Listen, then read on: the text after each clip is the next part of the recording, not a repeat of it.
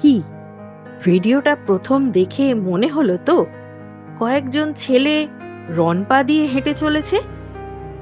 হ্যাঁ, আমরা বাংলায় যেটাকে রনপা বলে থাকি, ইথিওপিয়ায় তাকে বলে স্টিক বয়।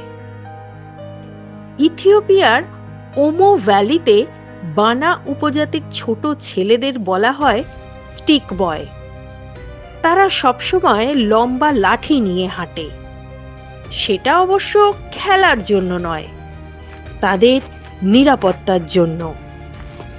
ঘাসের মধ্যে লুকিয়ে থাকা সাপের হাত থেকে বাঁচতেই তারা এই লাঠি ব্যবহার করে।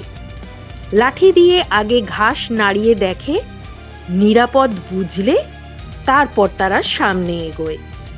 প্রকৃতির সঙ্গে বেঁচে থাকার এ এক সহজ কিন্তু বুদ্ধিমান উপায়।